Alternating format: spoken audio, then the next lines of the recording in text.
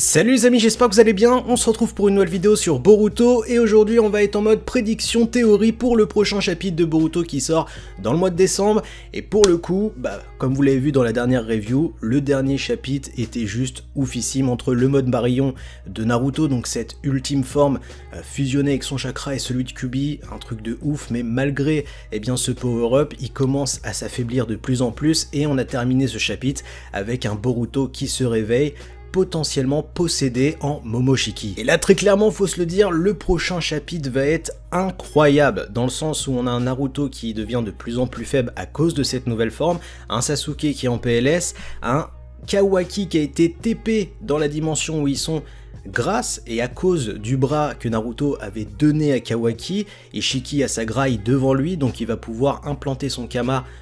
d'une facilité peut-être déconcertante, mais on a Boruto qui se réveille possédé. Alors dans les premiers spoilers chinois, on nous parlait de Jogan, donc ce qu'on avait que vu dans l'animé, mais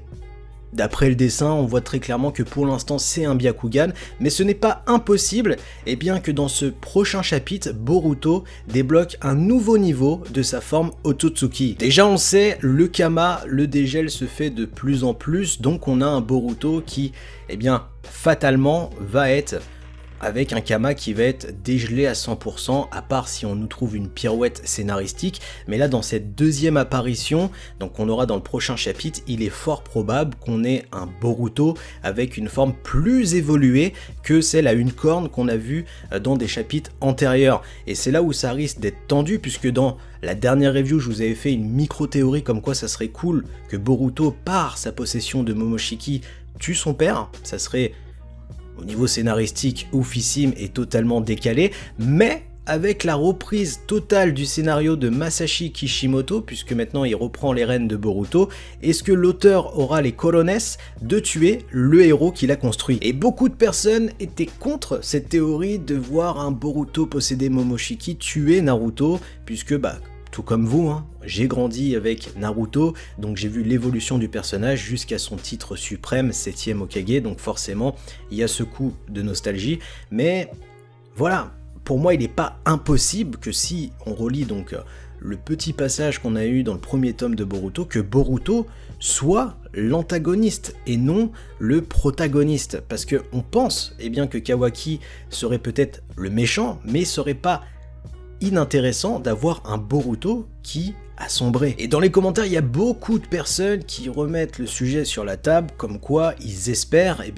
avoir un Momoshiki qui trouve son intérêt et qui se lie d'amitié avec le temps, avec Boruto, tout comme l'évolution qu'on a eue avec Naruto et Kurama. Effectivement, ce n'est pas inintéressant, et beaucoup de personnes m'ont dit, de toute manière, Momoshiki, s'il apparaît, c'est sûrement pas pour aider Ishiki à prendre possession de Kawaki, peut-être que les deux sont en total discorde. Et là aussi, c'est une possibilité, parce que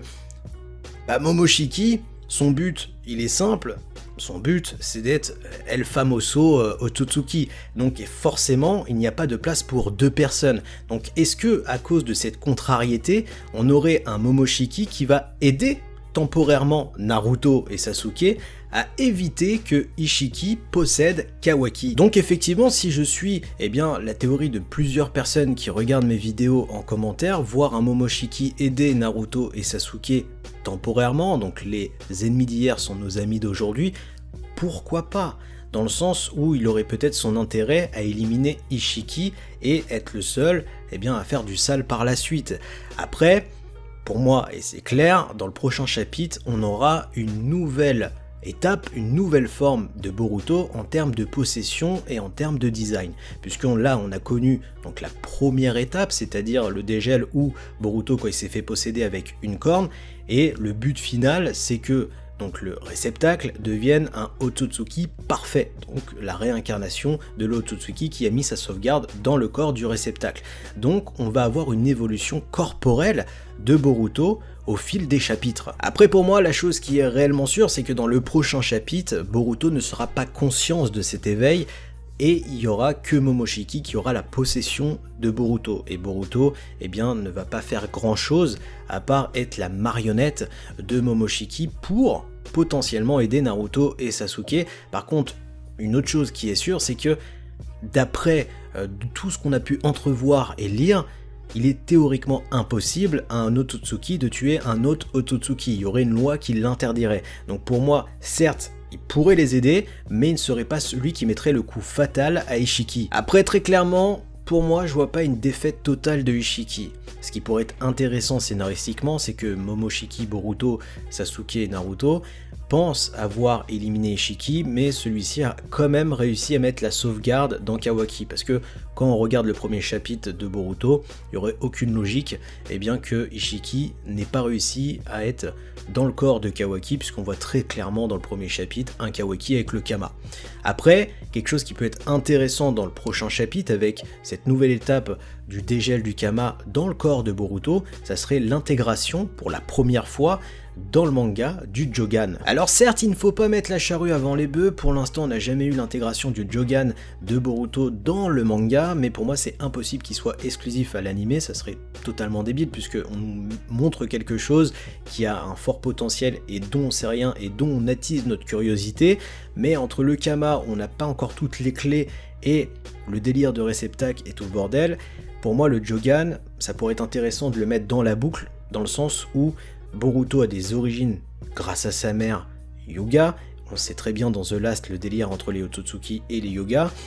donc le Jogan pourrait être une étape ultime même après le Tessengan, et surtout ça pourrait être le garde-fou de Boruto qui permettrait de garder le contrôle sur l'Otsutsuki qui est en lui. Donc si on part réellement de ce principe que le Jogan est le garde-fou de Boruto qui va lui permettre de garder sa conscience et son humanité avec ce Otsutsuki qui est en lui, ça pourrait expliquer pourquoi dans le premier chapitre de Boruto, on a un Kawaki qui est méchant, lui n'aura pas eu les attributs génétiques pour éveiller le Jogan, donc est voué à l'échec et à devenir juste la réincarnation de Ishiki. Alors je sais pas de quoi est fait l'avenir,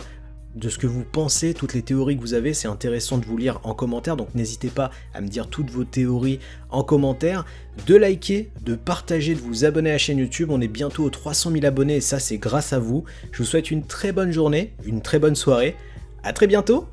tchuss!